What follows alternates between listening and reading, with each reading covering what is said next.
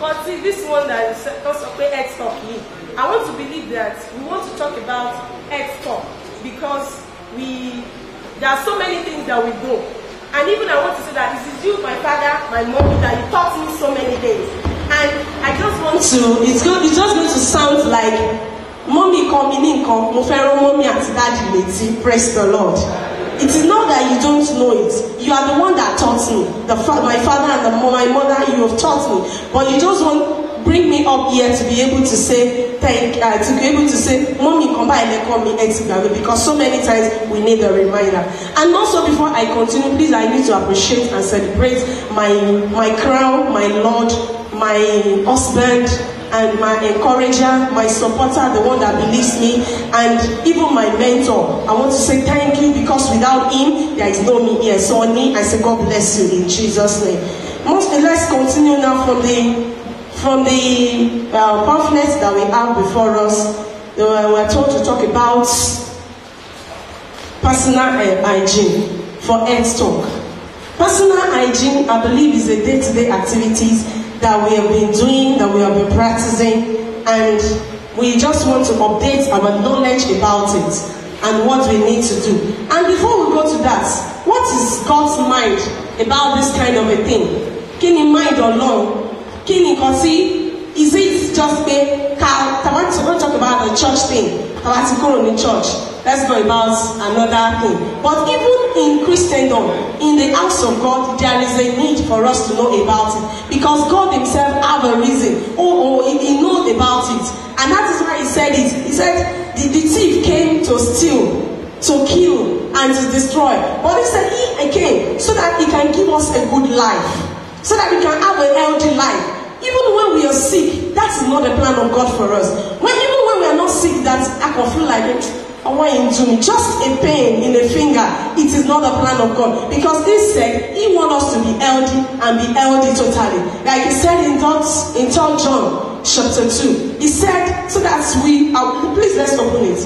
I'm sorry, I just have to link that with what we need to do. 3 John chapter 3 verse 2. He said, dear friend, I hope all is well with you, and that you are as healthy in body and as you're strong in spirit. Praise the Lord. And that leads me to what we are told about what is the meaning of health. From the World Health Organization, it defines health, and there are so many people trying to define health. Some meaning to health. But if you look at it, and it's something, I am healthy because I am not sick. I am healthy because real for me. I am healthy because he knows me. But from what we have learned to know about it, it's beyond that. And that is what the scripture says. It said when we are sick physically, when we are sick spiritually, when we are sick emotionally, when we are sick financially, everything. But what the scripture says is that we might be healthy in everything, and even in the body and in the spirit. And I want to believe that the word of God that I come earlier, it has been like a dose for our spiritual healthiness. And I pray the Lord will help us in Jesus' name. What we said to be healthy is God's plan for man, and that was why he created everything necessary for man, living, for man's living before the creation of man. It is a known fact and right saying that cleanliness is next to godliness. And that is the need for personal hygiene. What that organization says, health is divine at the state of total, or say a state of complete well-being, and not a mere absence of disease. It's a total well-being. When we talk about physical well-being, you're there. Ni arawa only, that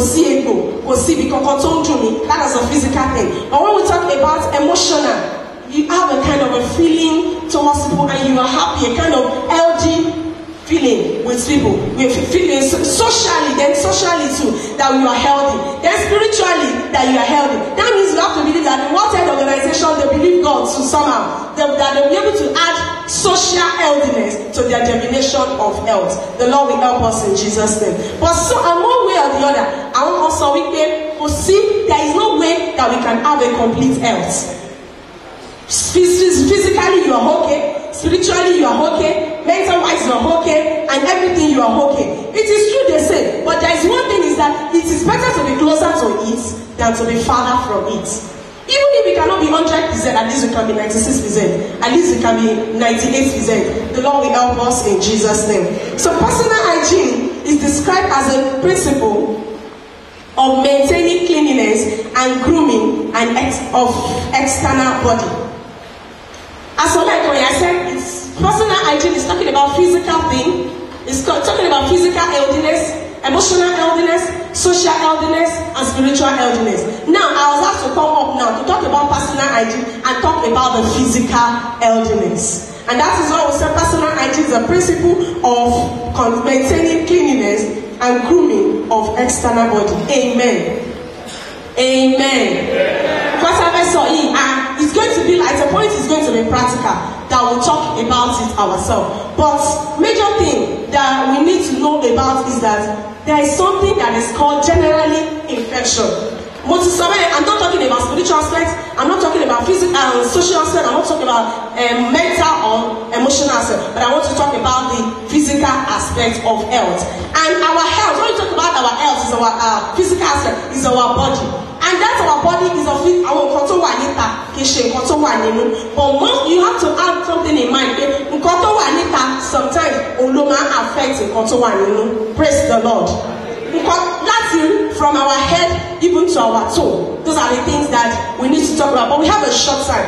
We just have to be talking about them briefly, one after the other. The Lord will help us in Jesus' name. Amen. And I want us to know that if the definition of this health, the physical aspect of it, have a very strong part in it. Because our physical life affects spiritual life.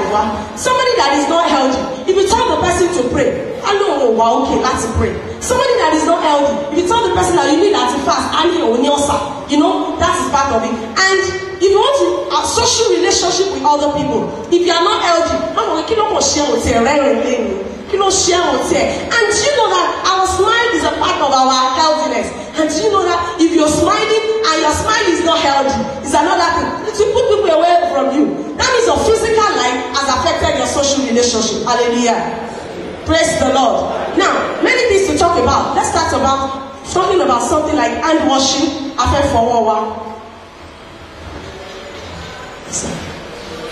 Okay, sir. We want to talk about washing of hands, oral care, or taking care of our body,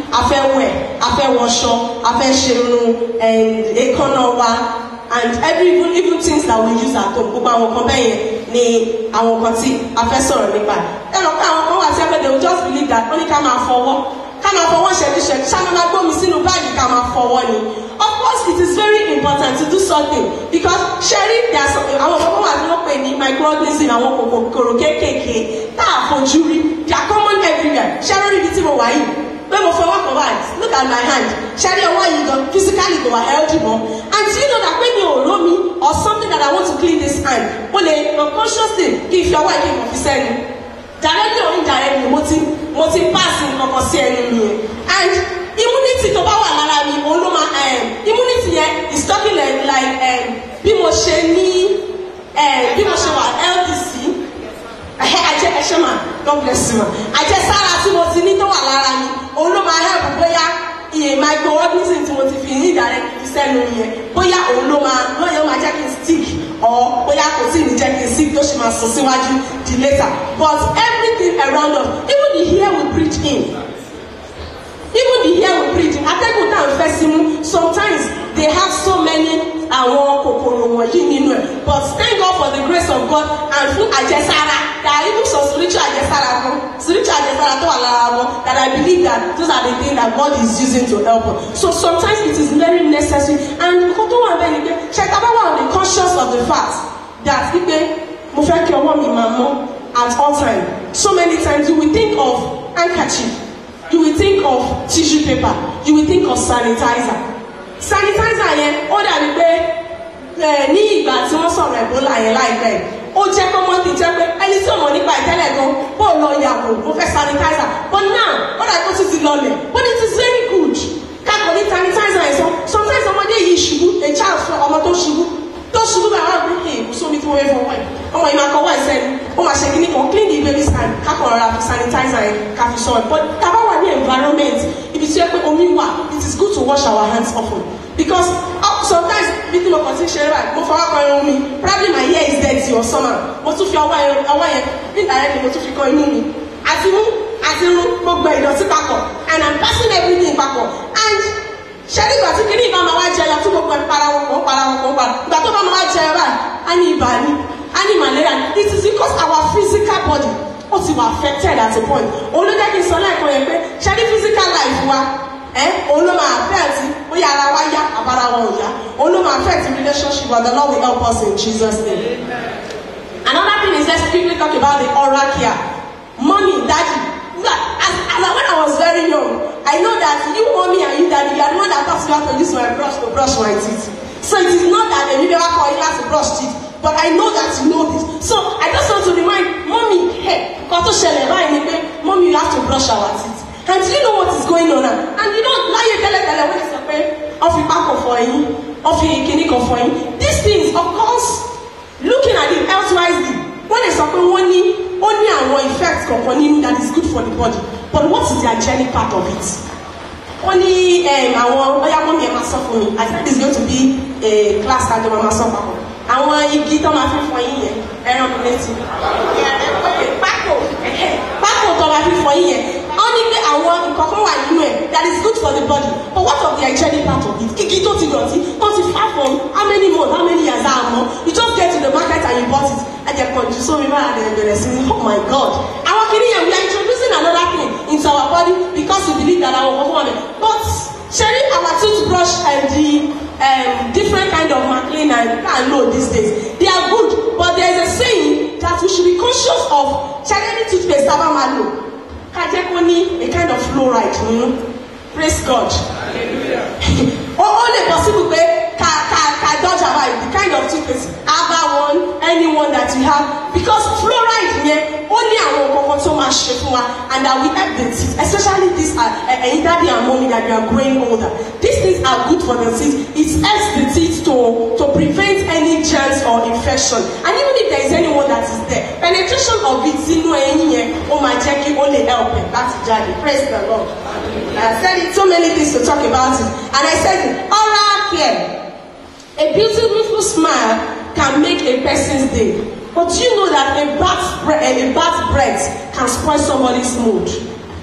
Or somebody that is coming like this,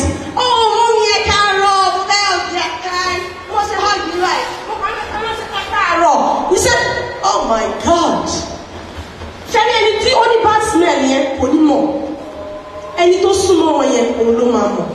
that is why, and to close so much. Brush.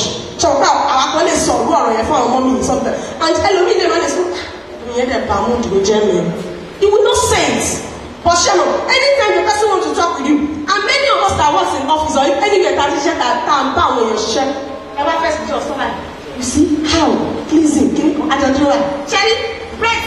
breath and these things, physical health, affected there for you, or affect social relationship. And you don't know how many people will go to us and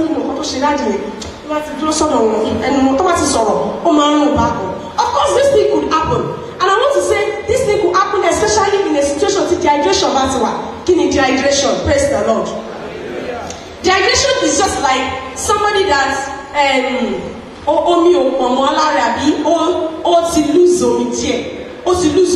so fluid to run more Lara. Probably somebody that did not eat. You don't bow your head. That's a good example. Somebody that is fasting. Sharing the first day, a person washing with good breath. Even let him brush the teeth in the morning. We are going to brush teeth like the 6. Don't have to do something now. Only the Adula don't pray in their beyond Badula for their bone calling. Don't have to do something 10. You will discover that the pen never sorrow. And if you are breathe contact the lack of that is a sign of dehydration. And when things like that is coming up, it's a sign to tell us that there's a need for you to go and brush again or go and rinse your mouth with water. When you just rinse your mouth with water, or somebody that is not eating good food, that is not eating healthy food. These are things they cause what we call this halitosis, and that is bad breath. Bad breath can come up when we are not cleaning our mouth often. And there are some bacteria that set down on it. Hallelujah. I remember when I was very small, mommy used to say, I hate to wash it. But later when I grew up, I get to understand that sometimes it's more important than for a because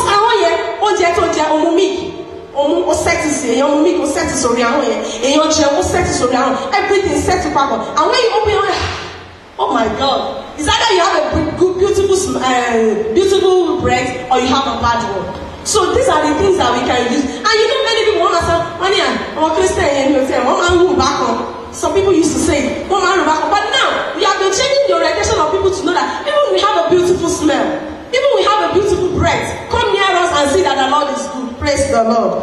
We have a very short time. The other thing is our hair care. This comes to our mommy, even to our daddy. Many times I'm waking, except we are in the office. I'm not waking, and sincerely, I appreciate I want to like one get low cuts. Because Sherry, the wala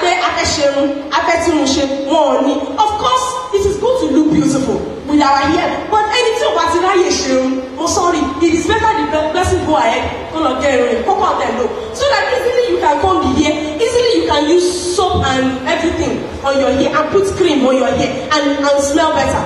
Many of us, let's say for instance, you know it, especially because of the cream don't apply, or probably because of the cream don't apply, you know that it smells good. People that comes around, actually come and fine, they will know that so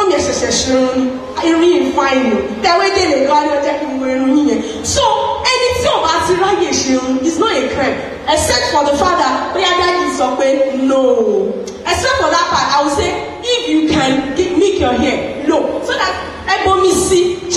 sorry, it's good thing. But if you are not doing that, it means that we are ready to do the extra work to take care of our hair.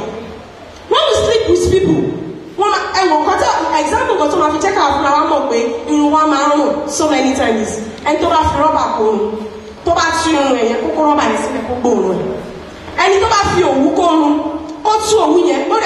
attachments, everything you use, put it down.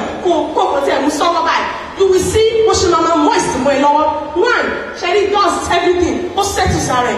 Cream down visit, set to Sare. Go back our going sorry for 1 month, 2 months. In Ryan, Mama share so that I will not have time for you soon. And this thing affecting our physical life is affecting social life. When we go stay with people, or we are just so we can go really pillow. Or so many people shall call a pillow for you. I'll enjoy the mommy about pillow. Try to buy very pillow, child. You want to remove your head. Kilo day because pillow yam. Kiss it on the pillow, but only don't it. Oh, the Lord will help us in Jesus' name. Mommy, Daddy, I'm sorry, I know you know about this, but we are just reminding ourselves. The Lord will help us in Jesus' name. Another thing I want to talk about quickly is our nails. We know how to do that. Let's file our nails, let's clean our nails, and let's make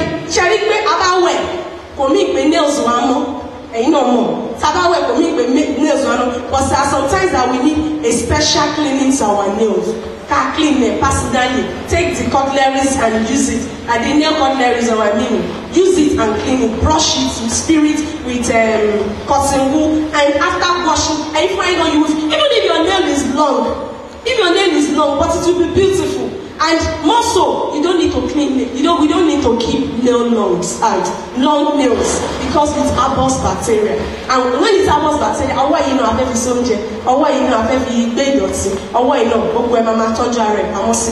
the Lord will help us in Jesus' name. Then another thing I want to say is about our feet. Sherry SAE, it will be more important that I talk about it, and it's going more to our daddies. Our daddy will come and wear shoes more than sandals. Shoe is good. Shoe is beautiful on its own occasion. And when it's the time to wear sandal, it's good too. But Sherry time to wear shoe, there is something in our leg, in our feet. They call it sweat gland. Sherry sweat gland, to the extent that Sherry was shower in that temple, and only one way at the man soon. It's not a disease. But once I sweat gland, even if you don't wear that in come and go about all anywhere with handkerchief. Because ọwọ́ ẹ̀ tó sun omi yẹn bacteria yẹn àwọn kòkòrò kéékèèké náà sọ pé àwọn fojú ni wọ́n máa ń grow níbi tó bá ti ní omi ibi tó wà moist. ṣe rí bàtà tí wọ́n wọ̀ shoe when we put on shoe even obìnrin papa when we wear shoe if we can have opportunity to bring out our legs from the shoe sometimes it's good. What are we doing? When we do that we are trying to hear our leg started refessing so that nǹkan tó sweat yẹn á lè gbẹ. Because so many times our daddy dey put on socks. Our socks or our shoe. Our ṣòkòtò tó kù lè lórí atẹ́gùn kò fẹ́ sẹ́sẹ̀ yẹn. So sometimes nothing lọ ẹsẹ̀ yẹn ti sweat. Ṣé ní sweat gland wọn yẹn ó ti ṣe omi. Omi ti ṣe tó ti jáde lára ẹsẹ̀ yẹn ó wọ ara socks yẹn. Ó tún wọ ara socks yẹn tó tún wà ní bàtà yẹn. Many times gbogbo àná làwọn ọmọ. Fẹ́ ìgbà mi akẹ́lẹ́ ní pé bàtà mi ti rún. Sweat gland àti socks tó ti wọ́n bẹ́ẹ̀ that is what causes it. So sometimes if a need be that Taba was socks, if you can change it once or twice a day. Even if it's not once or twice a day, let the socks be changed every day. And even when you are not wearing socks, there's a special way after Tabati Boba can treat your leg specially. Praise the Lord. And let's hear our leg. And hear our shoe. It's a good thing. So that Sherry, you don't see, when almost you don't to see there, it's just like this. A bomb bread. Bread yẹn wọ ẹsẹ̀ fi sílẹ̀ láàárọ̀ gbàtẹ́bá máa fi jẹ́ ní ọwọ́ ọ̀rọ̀ lẹ ẹni pé bread yẹn ti ṣe lákòókò nǹkan tó ṣẹlẹ̀ ni pé àwọn kòkòrò tá a fojú rí yẹn omi yẹn ti attract wọn ti settle lé lórí bẹ́ẹ̀ náà ni something like that for our bàtà wa àbí ẹsẹ̀ wa tó bá ti tutù tí omi ìdọ̀tí yẹn tó bá ti settle sí lára ó máa pe àwọn bacteria yẹn mọ́ra and in that wise we discovered àwọn abẹ́ẹ̀sẹ̀ ní something like athlete foot ṣẹ́rí àárín ẹsẹ̀ yìí á ní kòkòrò wà mẹ́ẹ̀. When I was young, that was when I remember that we had it very well. And my mom said because I'm not kese bonu shere. Ẹ̀yìn, wọ́n máa ń pè ní ẹ̀yìn. Ṣẹ́rí ẹ̀yìn yẹn, àwa máa dùn mọ́ yín ẹ̀mọ́ ní. Ẹ̀mọ́ ní akẹ́kọ̀ọ́ tó ti sẹ́kù sórí ẹ̀ tó ń dàgbà sí tó ń pọ̀ sí òun ló cause it. And things like this, when we want to protect it, let's ensure that socks are often changed. When I notice I discover something that even men, when I wear socks, they should be socks black. I'm sorry that I'm saying that. Socks black, or have white to do anything, or socks brown, or have white. When you use it once, it is not good that you use it in another time at all. Because moisture yet to allow bacteria to settle in at all was again. No shower, no. And I just said that in spiritual, I just said the Lord will continue to help us in Jesus' name. So the way we can take care of that, it was written at the cousin wash your leg regularly, and you clean it. You thoroughly use a soft towel to clean it. Then, so that's our powder. Go and something antibacterial powder. But if you don't even have that, I want just this white powder, baby powder. You can just use it on the leg so that as a young dry, onima attract you. Then our feet allow it to the hair can be started with cold for a red. I can say another thing. I want to talk about our clothes. Our clothes. Then I will go to genital part. Ashowa can Sherry Asho. This cloth that we are hearing. Allah see allow everyone as please. Then when Adam was sent away from the garden so that we will not go naked. And probably we might not need to be washing our clothes, removing clothes and washing clothes as according to the plan of God for us then. But now, sin has made us to be that amama washo, amama fosho. And when we taba fosho, it is important that we take note of it. There are some people that will say, I remember then, some people used to say that Ashomi Yikodo, Timati Wole, or me, if Ashomi take the shower. Hallelujah. Timati washo imasa, Egini, Esa, Ekopada. Ekeji Ewo, Esa, Ekopada, Anko bacteria, Papada. Some people believe that Pashesa is good, that Asa, so that sweat and everything, as it there, no, but they are not good enough for our body. These things, they are not good. We need to wear good and clean clothes. You feel like, I show you more. Sherry, at any point in time, Tabati wash your hair, or wash your yeti dirty, my God. I show yeti dirty, because don't do it. Because of the book, or wash your yeti dirty. That you can see it physically. That means I show yeti dirty, because don't do it. Praise the Lord. Let us have a consciousness in us that Sherry Arawai, there is oil, there is our plant cocoa, those who are cocoa jade. Also, we are waiting and no cream, and no shell, and no rich power lori. I think we fell lori more show you know. I think I will show you no show you to me if you're putting the shop. Please, we can take care of that and correct that. The Lord will help us in Jesus' name. As we are taking care of our physical life, it's affecting our spiritual life. That's not in sort of like what you said. Daddy was talking about us that we have to go. If God is in the place of your work for you to evangelize to people to do this, and then I was thinking about it. I said it is true. We can go out to evangelize. We can go out to at least to follow up people. But you know that if you go out to follow up people, Jerry, any time of first time or something, any time of follow up where maybe it's only the wife that came. You now went to the house for visitation. I want to lay a phone that's not be home. But I want to be at the moment. Share up baby drawing. They stand in normal. And it doesn't have in the and that is why I said our physical life sometimes will affect our spiritual life. Amen. And it doesn't just in that life, just in Shayan. And the body anyone like just in I'm a only go. Only one war was showing. What if I was showing because just in your person, what am I to change me? I be just in your person, shut them out for. So it is what we bring out that people will listen to. Sometimes people don't listen to what you say, but they listen to what we are doing and what we carry. Praise the Lord. Somebody that is saying, Jesus is lovely. Our God is this and that. How will I? And when you get closer to you, over pray anyway. And that is why some people, they used to believe it. And we are able to say it that by the grace of God and the grace of God and the grace of God upon us, that this generation, we refuse to say it. We refuse to agree with that. That our God is a beautiful God. Our God is a beautiful, is a loving, is a healthy God. Today you are sick, tomorrow you are hot because you are saying that, and yet you are saying God is this, God is that. Then we ask you that, God in you are healthy. Amen. The Lord will help us in Jesus' name. I want to wrap it up with a genital part. Amen. When we're talking about our genital parts, for even atobiri, but many times we talk about genital parts and refer to women because we have so many things that goes in our body. We have so many hormones, we have so many discharges that can survey. We have more even than okuri. And that is why we need to take more care of it.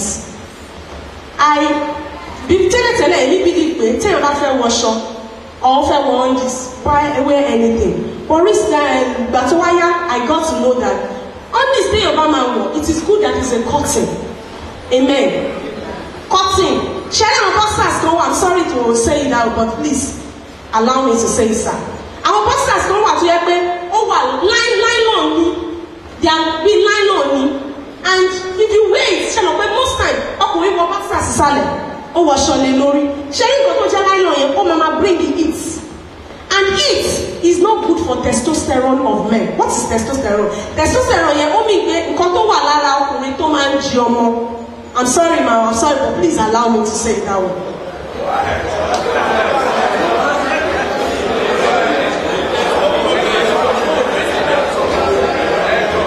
Praise the Lord. Thank you, sir. Thank you, ma. See, it is not good. Sharing the organ, genital organ, it's a lower. But let me talk about that men first. It's a lower. And so anything that comes around it must not be anything. What does she affect because sharing this testosterone only the eats. Much make a watchy, make a effective. So anything that comes around, even pants, even boxers, even tights of let it be the one that is cotton. Cotton. And you know, if you wear cotton pants, you will know the difference from wearing a nylon pants. Nylon pants is not good because if there is anything. But cotton, the Lord will help us in Jesus' name. Amen. The area that are prone to bacterial infection and pleasant aroma. Yes, what I want to say again about this our genital part, but I need that in war. Even the bra and everything. There are some times that even anything you should not see mother, till nurse your mom, you just I don't know you have a discharge. Breast milk jáde, àwọn ọmọ kan ló máa ṣe. Of course, any breast milk jáde, bóyá jáde unknowingly, bóyá ọmọ. Bra taro, if it is cotton ale famora. Then when you change it, you change to another thing. But tó bá jẹ́ nylon I keep it síbẹ̀, moist síbẹ̀. Tó bá dé ti tu síbẹ̀, bacteria again will have a chance to set in. And when bacteria setting from the nipple to the body is going to another thing. The Lord will help us in Jesus' name. So I want Mama was sister Adashawa. Let's have a consciousness in us that they are cotton material. Cotton material, they are good for body. Then the cleaning of this genital part, it is very good. Of course, you can say more cleaning, more cleaning. But it is good that many times when we are going, especially our mommy's man, it is good that we have toilet tissue in our bag. It is very, very good. At any point in time, we can take your body locked up. When you go to toilet to ease yourself, it is good that you use your tissue to wipe. Thank you for the I said that we know it, we are just reminding ourselves. So when you use your tissue, you clean. And if there is any discharges that you notice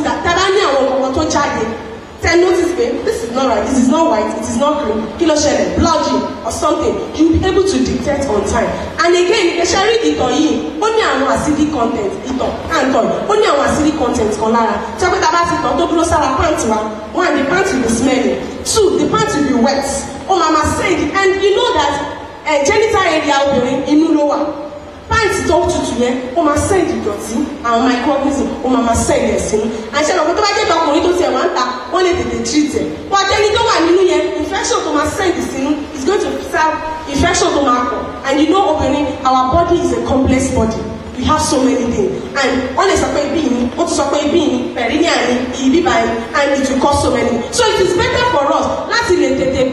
Prevention is better than cure. So the prevention part of it is that anytime when we are going, let's endeavor to use handkerchief and to be able to clean ourselves. Again, about at least twice in a day, we should be able to clean. Twice a day, we should be able to clean. Another thing I want to say again is that when we are bathing, it is good that we use beautiful soap. It is used that fine. But it is better that you don't use antiseptic soap. Praise the Lord. I want to call antiseptic soap. I don't know if it is possible that and you are trying to avoid killing. There is something we call normal flora. Sharing normal flora sharing our some parts in our body, even like my palm, our normal flora, only bacteria and normal flora here. Our genital area sugar, they have a positive, there are some that have positive effects. Praise God. Whatever to one you antiseptic every time. I want to clean my perineal area. And antiseptic soap, you are killing the normal flora. Normal flora, they are bacteria, of course, but bacteria, they are bacteria that are useful. Our bacteria are useful for because of the different discharges that are coming out of it. I cannot say the detail of that. There's some detail. But when we are bathing, antiseptic soap is good. But when it is time for you to wash our perineal area, let's use mild toilet soap. Mild toilet soap is just going to be like much antiseptic and disinfectant. Every time, the top is good, salon is good, but too much of everything is not good. Because often there, and if there's any microorganism to wash around, when it comes around like that, it will give an access. And the more difficult to treat, the Lord will help us in Jesus' name. I want to round up because of the time, because we'll be able to do some other things. Personal hygiene is very important, especially on your skin and around every opening in our body, the mouth, the nose, the ear, the vagina, the anus. It's important, and not for us only, but also for the people around us in the society. Let me just round it up again by going back to what is the definition of health. We know that God himself said that he wants us to be healthy. And for us to be healthy for for ourselves, to be healthy for our society, and even to be healthy spiritually. And the WHO said it, that WHO said that earth is defined as the state of complete or a total well-being, physically, spiritually, emotionally, mentally, and spiritually, and not a mere absence of disease. When you need disease in your meat, when you are healthy. But the one we are able to talk about in this moment is that we talk about the physical aspect of it. Our dad has been able to tell us more about the spiritual aspect of it. And I said that physical, even if you have everything in you that you want to do it very well, but if your physical, your ear, your face, your body, the clothes you wear, and the odor that is coming out of you is not pleasant, then it will affect our spiritual life. It will affect our relationship with people. Mommy, Daddy, this is what you have asked me to do, and I'll be able to present it. The Lord will bless you.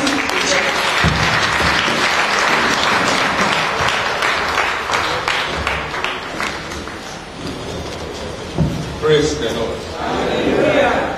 Ìbéèrè méjì péré. 1, 2. Yes. 1, 2.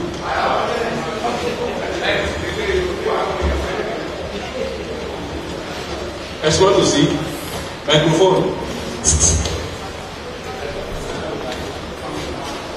5 people. 1, 2, 3, 4, 5.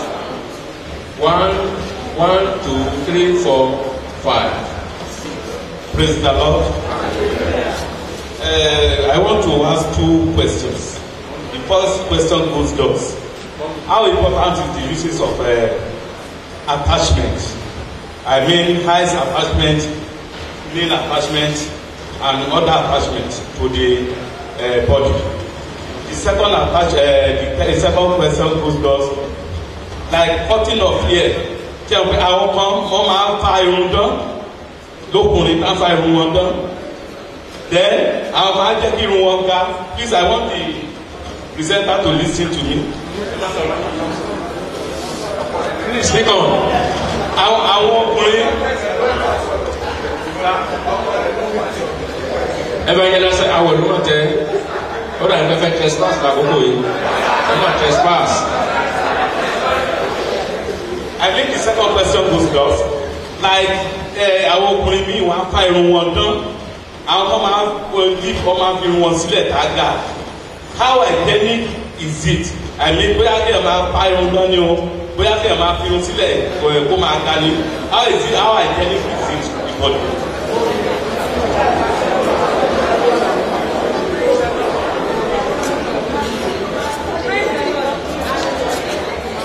Praise the Lord. Thank you, sir, for that question and many other questions that will come. By the grace of God, I will be able to answer it as much as I can. But one thing I was like, I'm going to adopt my daddy and my mommy in the house. I am the youngest health worker, as we're talking here. But I have mommies in the house. I have daddies in the house that I will employ. See, my answer again. I'm going to run away from daddy. I'm going to run away from mommy about our sauce. Now, let me.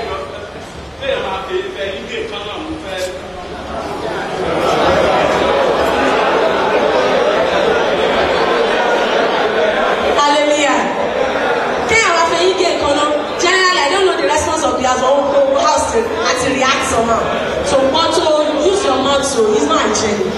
It's not hygienic. No matter how you continue hands it. And whatever it does, the hands it have any see.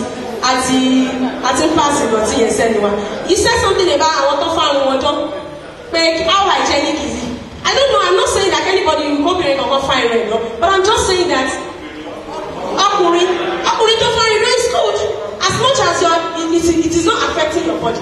Okay, let me say it that way. Probably I will adopt other people to answer it. Come and find water is good because it's going to shake you. Except that any side effects only see around here. Find water, compliment is good, and here again we come out.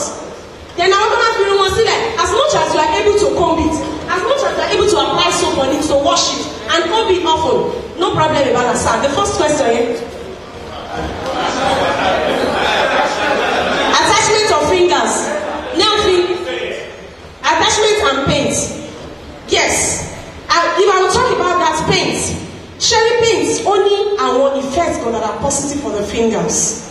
Àwọn kan wà sẹ́ pé wọ́n ní disease lọ́wọ́, and nǹkan tó máa sọ fún wọn pé the final treatment ẹ̀ máa lò. Okay, ẹ̀ tó bá ní weak low, I've seen that before. Ẹni tó ní weak low, wọ́n ti treat ẹ̀, wọ́n ní kó máa lo antibiotics stuff or something. Ọwọ́ ní pé kó lọ lo white paint sí ọwọ́ yìí. Kì í ṣe pé kó fi sí ẹ̀kọ́ náà, but kó kàn fi sí edge around. If you are using paint for treatment, it's a good one. But cosmetic part of it, I want to believe that the motor is important. Or say motor body to that for the body. But when you use it, it's good. That is what I'll say about that. Then I also know attachment of nails, attachment of human, attachment of eye, attachment of oju. Check this thing. I will many times we bastardize so many things. And one and second, we just use it for cosmetology. I can look beautiful. But if I tell you to share one, don't you see extreme way? O fẹ́ go mi mo ni mo fẹ́ lè mojú ẹ. Ìgbà tó bá fẹ́ lè mojú ẹ, igi wá kó wọnú ojú ẹ. Mo bá bẹ̀rẹ̀ sí ní these are too bad. These are not too good enough. But if your emoji work is good, it's enough. But there is no need for you to attack it. But only can you only reason to share attaching. Some people can defend the reason why they are attaching it, and they will defend it ethically. If there is a reason for that, no problem. But if there is no reason, I don't see why we have to do that. Attachment, sir. Going by health-wise, I want to believe that don't attach you want to look beautiful. I'm sorry if I sound somehow. You attach something to your hair because you want to look beautiful. Even when you use rubber, you attach. You use owu, you attach. You use weapon, you attach. And as much as you just want to look good, and looking good sometimes you don't need to go extreme. If you are going extreme, that's when people will say and say, but if you look good to yourself, look good to your society. I don't think there's anything wrong about that. Praise the Lord.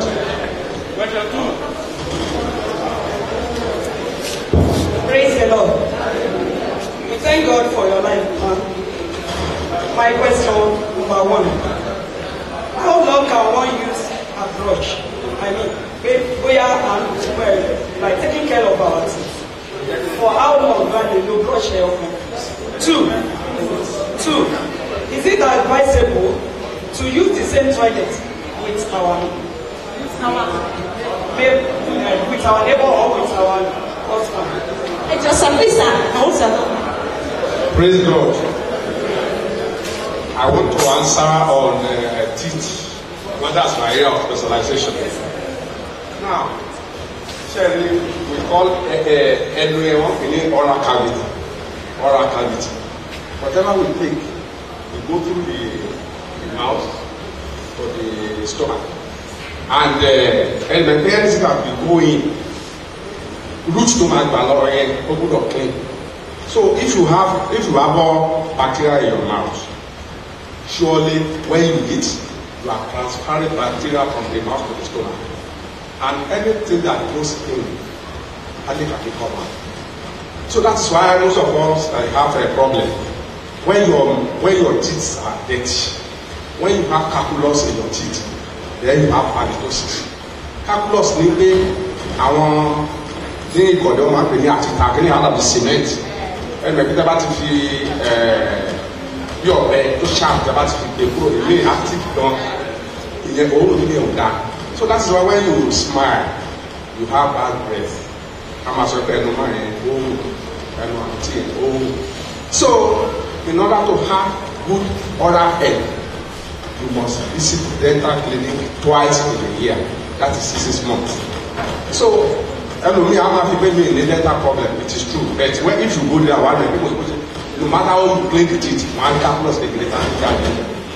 So, over the camera, see dental center twice in a year. Then, people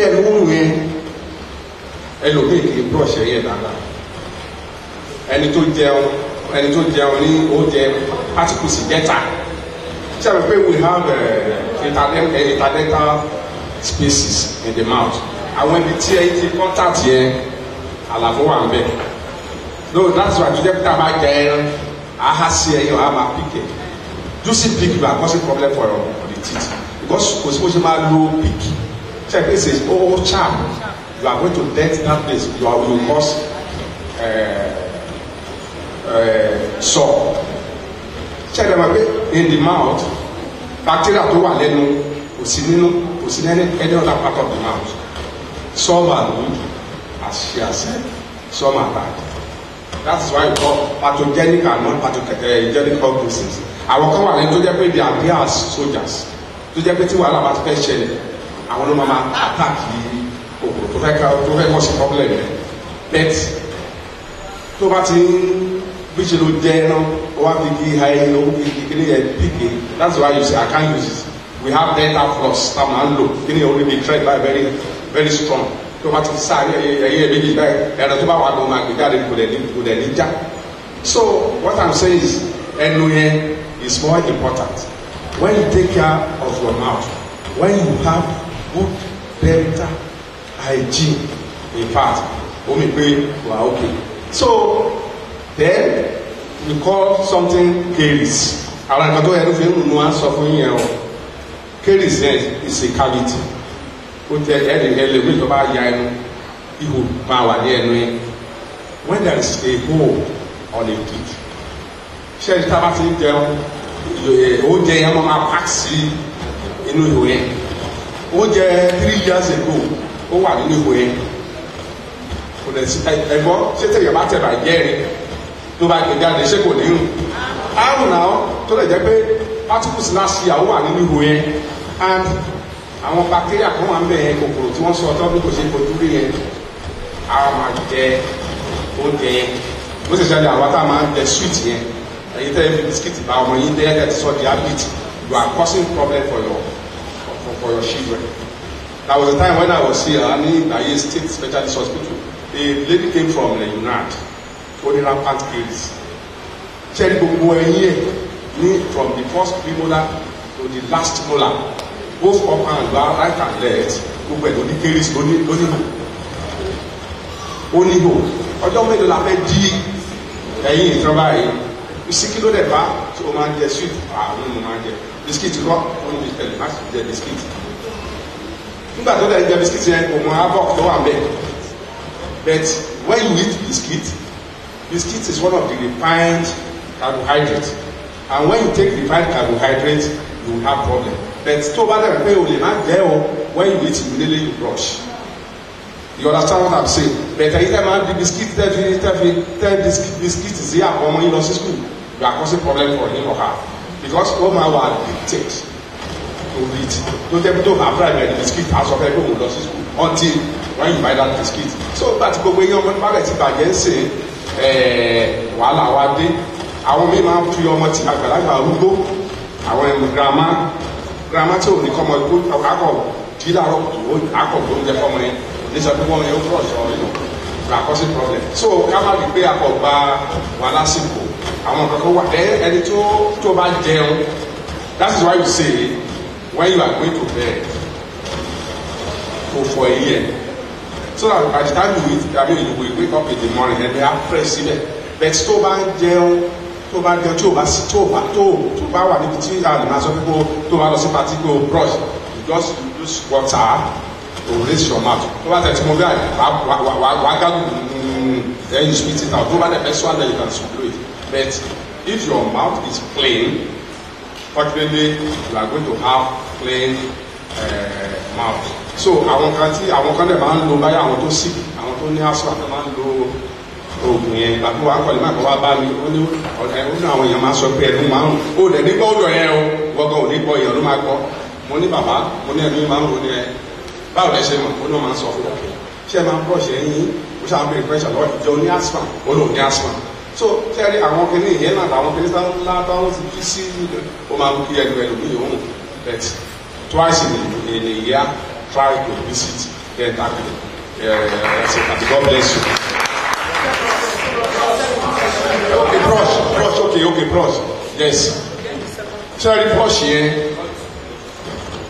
ẹ̀dùn ẹ̀ má bínú. Ọlọ́run náà wà lọ́wọ́ lẹ́nu ṣe rí bàbá wa tó fún wa ní ìdánilẹ́kọ̀ọ́ specialist mi náà lójú kó tó gbàṣẹ Olúwa so ó mà nípa ojú wọ́n tó bá ní béèrè lójú béèrè wọn á dá ẹ lọ. Praise the Lord. Ṣé rí nípa ti brush yẹn oríṣiríṣi brush là ní we have a hard brush soft brush, medium brush. Cherry soft brush here is for children. So to back hard brush for my dog government, that is something we call membrane. We don't cover the gum. To back here, road the membrane you call be to back to bow, I'll be very thin like this. So to back to the brain, get my daddy in here. So to back to the hard brush somewhere, over government there. Then soft brush ló máa rà fọ́mọ ẹ̀ ìwọ àgbàlagbà náà medium ẹnu mọ̀ pé oríṣiríṣi brush kan kó kiri báyìí ẹnu mọ̀ pé hard brush ni ṣùgbọ́n brush yẹn tábà ní kó tó bá lówó dáadáa o lè máa ṣe brush yẹn once in a month ṣe understand bẹ́ẹ̀ yẹn but make sure that brush yẹn máa enclose ẹ̀ fẹ́ kó máa bá máa tó bá ti lè fi sí atẹ́gùn fẹ́ pẹ́ tí sọ fún wa tí ìgbà bá ti moist. Only hard to bacteria than it. To dry. To low for again once in 2 months. To low for 6 months, 1 year, 2 years. Okay. Continuation. Tẹ́bá ti brush yìí. Tó bá ti rà pé kíní tó tá máa ń kọ maclean lẹ́yìn ẹni o. Tó bá ti ya inú báyìí, wọ́n máa pé kò wúlò mọ́. Praise the Lord.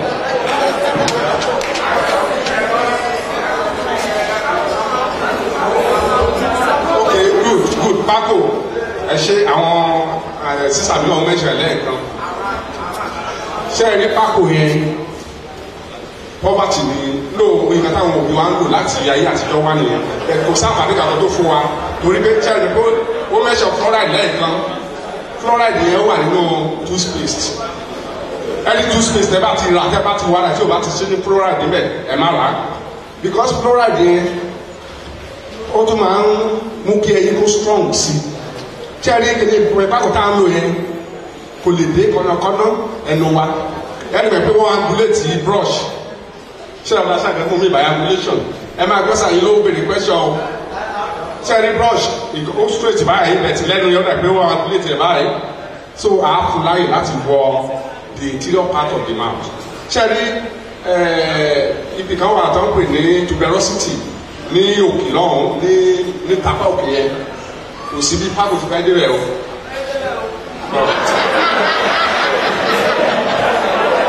ok ẹ̀gbọ́sà ṣé ẹ rí pákó yẹn tí a yẹ ṣe báyìí yẹn ó tún máa store instead kò ṣe rẹ̀ pé brush á gbé nǹkan jáde then method of brush náà ti wà tó jẹ́ pé tó bá kàn ilé yìí o causing problem for yourself torí pé àwọn ìtọ̀ tí ó jẹ́ bí iṣu tá a jẹ àgbàdo ìrúnú àgbàdo tó wà láàrin ẹyin wa tó bá ti ṣe bẹ́ẹ̀ wà á máa ti sínú tẹ́ bá rí bìtì méjì tí ẹyin ti pàdé tó ti pàdé ẹ̀rọ ẹ̀kọ́ rí bíi triangle so ibẹ̀ yẹn láti sọ àti tó bá fi ìgbálẹ̀ sí ẹyin bí níta bí ajáde nínú ṣé yẹn nǹkan tó ń sọ sẹ́ẹ̀ tó tẹ́ bá ti ń pèsè ẹyin bẹ́ẹ̀ lé ẹ̀ máa particles yẹn máa ti sínú kò dẹ̀ ní jáde so tẹ́ bá ti ń lo brush àbí oníta ẹ̀sọ́ yẹn kò sí kankan ẹnu ẹ̀fẹ́ ẹlòmíì gan tó bá ti ń fi ẹyin yẹn tó bá ti fi ń wó orí yẹn for the first time ẹlòmíì á ní problem àbí ẹyin dùn ún because cherry first tó fi lé ẹyin yẹn bàbá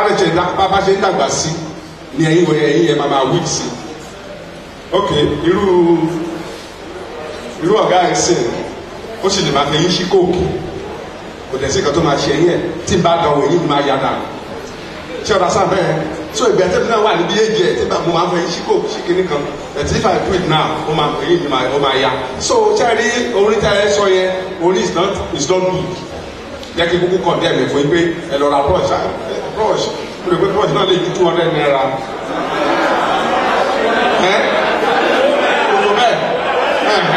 so ṣé ẹ rí brush orí yẹn kò lè lọ sí angulated areas torí tá a bá rí ẹyin tó last yẹn ibi tó ti wá yẹn gan tá a bá fẹ́ yọ ẹyin yẹn gan máa ń fún agan ní problem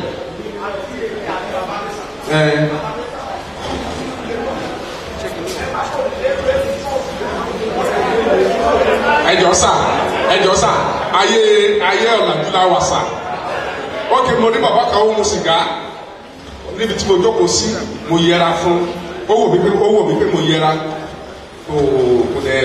ó wá sọ sìgá yẹn ó sọ̀rọ̀ torí pé mi láìkì ọ̀rọ̀ ẹ̀ mo yẹra wọ́n á máa sọ̀rọ̀ mo ní sìgá ọ̀dẹ̀ ẹ̀dá ọ̀dẹ̀ sàmúṣà wà kánsẹ̀lẹ̀ ó ní dáàdì mo ní yẹs ó ní tábà ní bàbá àwọn mu ó ní bàbá àwọn ló lo 120 ó ní ó lè má mo ní tiẹ̀ lè má rí bẹ́ẹ̀ o tiẹ̀ lè má rí bẹ́ẹ̀ o nǹkan tí bàbá yìí ṣe kí ni yẹn mo ní ó lè má rí bẹ́ẹ̀ àìdílé ìsà ẹ jẹ́ ká lọ ra brush máa kí ni toothpaste tá a ń lò yẹn ó ní fluoride kò sí fluoride ní pákó ẹ̀rẹ́ lómi báyìí ẹ̀yìn ẹ̀ máa ṣẹ̀jẹ̀ pákó ló ń lò so ẹ̀jọ̀ kò sí àmà tó wà lára pákó sà bẹ́ẹ̀ ṣe kí ni tọ́fù yẹn yẹn kí ni tá a jẹ yẹn kí ni tá a jẹ lára yẹn ẹni mẹ́ pé kì í strong so kò lè mú ìdọ̀tí kúrò kò lè mú ìdọ̀tí kúrò bí brush.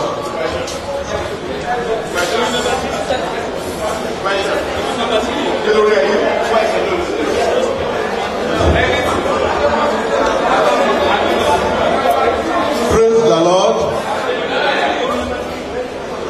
I'm not asking questions. I want to.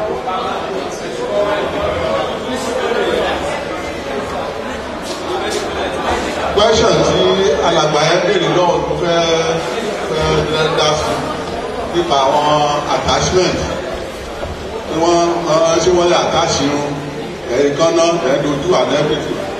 Those things is not Christendom. 1, 2, and it's dangerous to the health because it's foreign body. Anything tẹ́ bá ti mú tí o ṣe tọ́lọ́run dá pẹ̀lú ara yẹn. That's why you see most of the girls wọ́n máa gba orí wọn báyìí wọn ò lè mú o they cannot scratch it wọ́n bẹ̀ sí máa gba all the time why do you put yourself in problem that thing is your body is reacting to it because it's foreign the bá ìtọ́lọ́run fi síbẹ̀ mú then and those things will accommodate parts and infections into the body so a jẹ́ kí èèyàn tó máa ní problem pẹ̀lú ara yẹn so ó fẹ́ kàfé ẹ̀ máa máa attach anything ó kú ṣe nǹkan tí ọlọ́run tó bá fún you can wash your hair you guide it you clean it you need it to work well for you that's okay that's what I want to ẹ jọ sá ẹ̀yẹ̀ fọwọ́ bá mi ní method of brushing please mo gbàgbé lẹ́yìn kan mo ṣe àìkú mo sọ̀rọ̀ nípa method of brushing ṣẹ́ẹ̀rì kí ni alájí sani kí ni náà máa ń lò yẹn gan kò sóbìrì tó lò tó fáìn mo máa ń sọ fún wọn ẹ fún ẹ bí èsì wọn wọn ẹ fáìn tó bá ti lọ mo kúrò lórí yẹn method of brushing.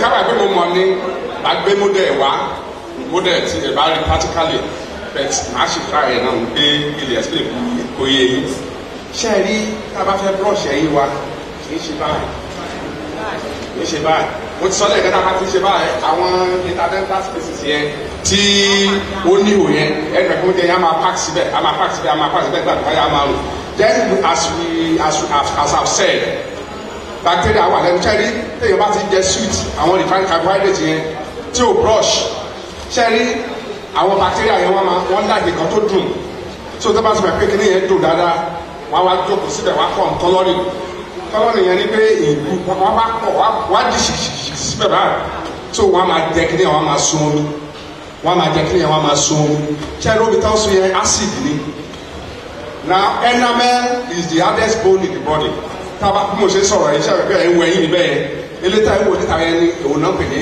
enamel kò sí eegun tó lágbára tó lára that's why ló jẹ́ pé àlè ìfẹ́ yìí fọ eegun àlè ìfẹ́ yìí ṣe gbogbo so nígbà tí acid anything acidic ẹni mọ̀ pé is vulnerable ṣẹ́ni àwọn then we have fissures ẹni tábà wo àwọn molars premolars yẹn ihò wà lórí ẹ̀ tó jẹ́ pé naturally bíi fissure báyìí ó wà so that omi yẹn a máa sisi bẹ yẹn acid yẹn a máa jẹ yín wa díẹ̀ lẹ́yìn tí a bá ṣe ń jẹ báyìí a máa pack síbẹ̀ so ìgbà tí ilé kérésì ẹ bá kọ́kọ́ bẹ̀rẹ̀ tá a bá fi ádàbí nígbà tí èèyàn fi abẹ́rẹ́ dó àbẹ́là ìgbà tí wàá máa expand omi acid yẹn a máa expand there method of brushing is this tá a bá fẹ́ ẹgbẹ́ pé the interior part yẹn posterior teeth la máa ń gbé posterior àwọn tó wà nínú yẹn ṣẹ́ẹ̀rí tábà ti fẹ́ brush akọ̀ máa gbé from up down one like this nígbà tí èèyàn ń ṣe ọwọ́ àì ṣe ọ̀dà sáà bẹ́ẹ̀ nígbà tí èèyàn ṣe ọwọ́ àì so bíbí náà èèyàn máa ṣe bẹ́ẹ̀ so that ṣẹ́ẹ̀rí kan tó wà àwọn particles tó wà ń bẹ́ẹ̀ báyìí ṣe báyìí ó kàn máa bọ́ sẹ́nu ni báyìí ṣe bí báyìí ó máa bọ́ sẹ́nu ni so àwọn àlè wà fún mi ní ìsìn Then, surely the anterior part. Bẹ́ẹ̀ni la ṣe máa ṣe nínú o. Kì í ṣe báyìí o. Nígbà tí èèyàn gbé ìkáwá bí èèyàn gbé ìkáwá bí ẹ̀rí mẹ́rin àbí márùn-ún ẹ̀ ṣe bẹ́ẹ̀ ó máa ń pẹ́ jù pé ká sì ṣùṣùṣù ká máa lọ.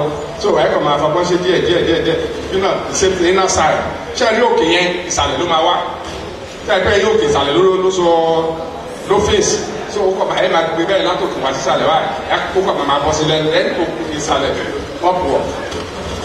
Orí ẹ̀yẹ the occlusal surface wò la máa gbé ní backward forward. Orí yẹn wò la máa gbé báyìí la máa gbé báyìí orí nìkan la ti nílò yẹn. Then ṣe wá ní the anterior side ní from the canine to canine here. So ṣe pé ó ṣe angle tó jẹ́ pé tá a bá gbé brush yẹn tá a bá gbé ká ṣe bẹ́ẹ̀ ẹ̀rù ẹ̀fí brush yẹn ò ní lè wọlé dáadáa a kò máa forí ẹ̀ orí ẹ̀ lára máa fi ṣe wá orí brush yẹn a máa fi ṣe wá ṣé ọ̀dà sẹ́ni jẹ́ ọ̀dà sẹ́ni kan tó ń sọ yẹn báyà táyì bá gbà mí the nearest future máa gbé múlẹ̀ wá máa demonstrate bẹ́ẹ̀ tí ó yẹ kẹ́lẹ́ gẹ́rẹ́ bó ṣe ń sọ yẹn so orí ẹ̀ yẹn níbi tó tẹ̀ ẹ̀ lára máa gbé báyìí ṣé ọ̀dà sẹ́ni tó tà bá ṣe báyìí kí ni yóò ní kọ́ kí ni so you understand the method of brushing.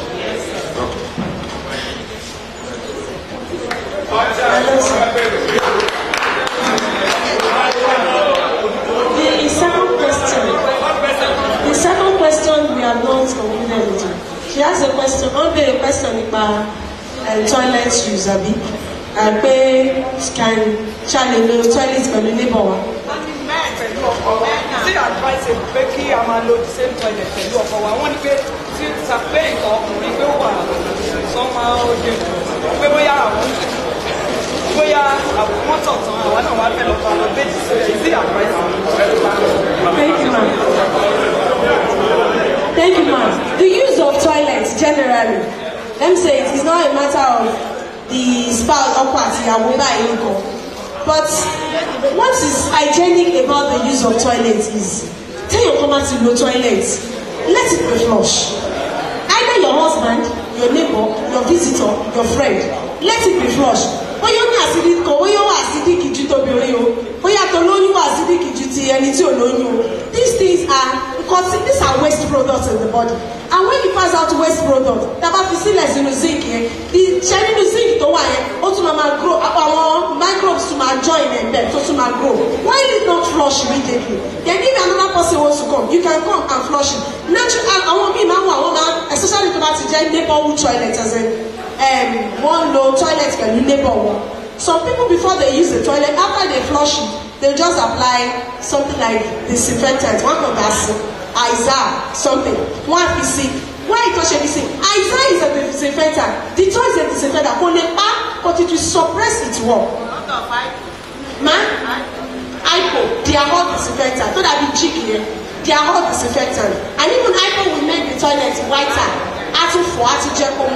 So either the toilet you use with your spouse, the toilet used with a visitor, the toilet used with a neighbor, it is better it is flushed immediately before you use. Praise the Lord.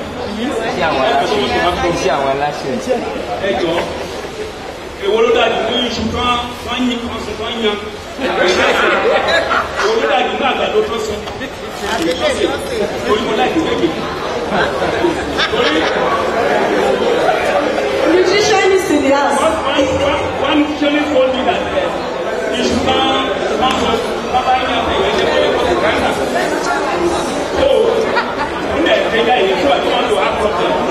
That is sir, you use okay, praise God. Praise God. Actually, I'm not a nutritionist, but at least I'm a health worker. I should be able to say something about that. Praise the Lord.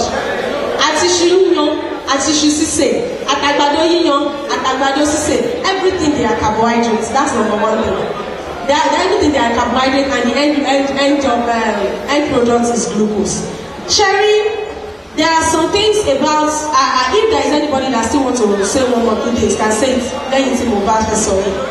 And but in consider this, I was saying like issue, somebody making a man judge you so that you can see ulcer, cancer. Sorry, I don't heard about that anyway. But okay, but what I will say is that Sherry Thomas say issue. Sherry we don't say issue. omi tó jáde lára iṣu yẹn, it's a means of reducing the carbohydrate content there. Praise God.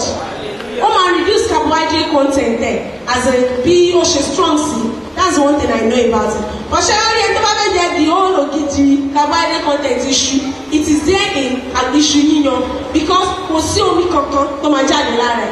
Gbogbo omi ẹ̀yẹ ó máa wà lára ẹ̀. That is all I know about that. And the same thing for àgbàdo. Sorry ma, sir. Is there anybody that wants to add anything to that?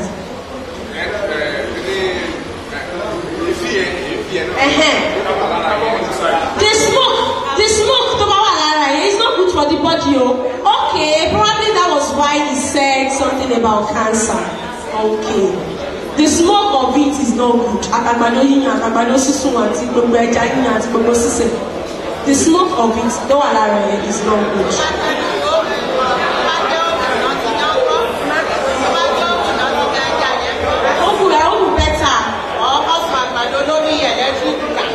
Okay. And carbon monoxide is not there, but the content of our carbohydrates is always strong.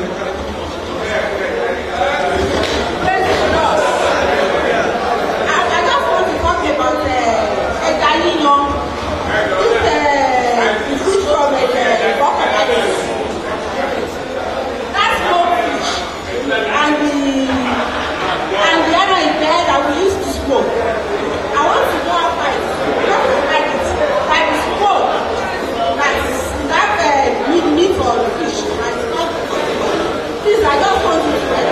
Thank you, ma. Praise the Lord.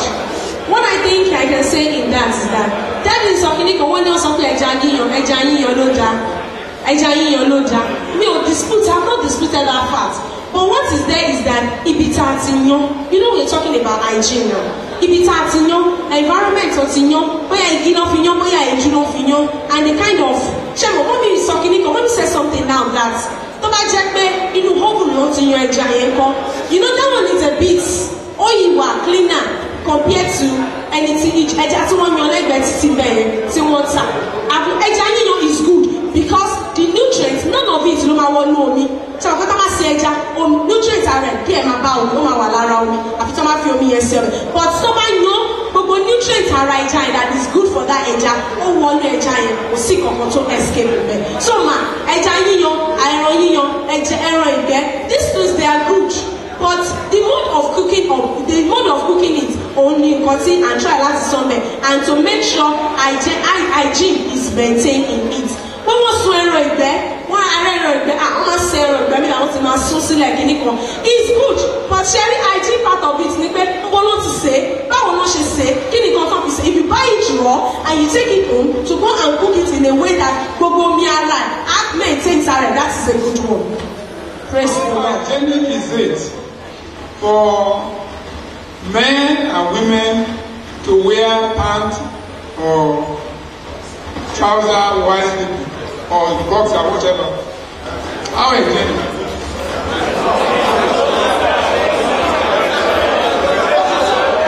Anybody side man, that's the other side the answer.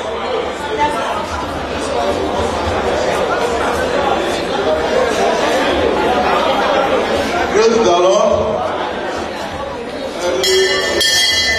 Kò yẹ kí àwọn èèyàn máa wọ pint oní aluminium àwọn oní nylon wọ̀nyẹn torí pé heat ó sọ náà ní ilẹ̀-ẹ̀kan heat yẹn wọ́n máa rí ti ẹ̀ṣálẹ̀ ọkùnrin tó bá ṣe ìfẹ́ bímọ wọ́n máa rí ti private part testis ẹ̀ so kò ní lè máa produce sperm tó bá ìlú mọ́ so èèyàn kan máa lo cotton sí tẹ̀lẹ́ ètò relax títí ètò máa tight irú àwọn bàbá yẹn pọ́sà tó jẹ́ cotton tó jẹ́ tó free òun ló dáa you don't wear tight something because it will affect your body.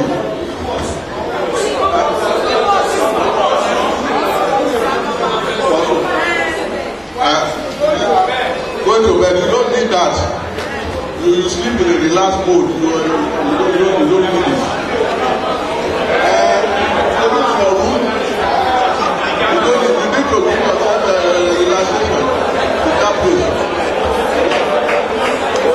Praise the Lord. What I was saying is that mo gbọ́ kẹ́yìn pásítọ̀ sọ pé àti àwọn ìránṣẹ́ ọlọ́run náà ẹ nílò láti wọ pàǹtì sùn ẹ gbọ́ tèmi ẹ nílò láti wọ bọ́ksà sùn 91 bẹ́ẹ̀ ṣòkòtò 90 tẹ́lẹ̀ wọ̀ so ẹ gbọ́dọ̀ jẹ́ kára yín kó free ọlọ́run aláwa ọ̀pọ̀lọpọ̀ wàhálà làkú bára wa ká fún gbogbo ẹ̀ mọ́ra kíkẹ́ wàhálà ni ọlọ́run aláwa lọ́wọ́.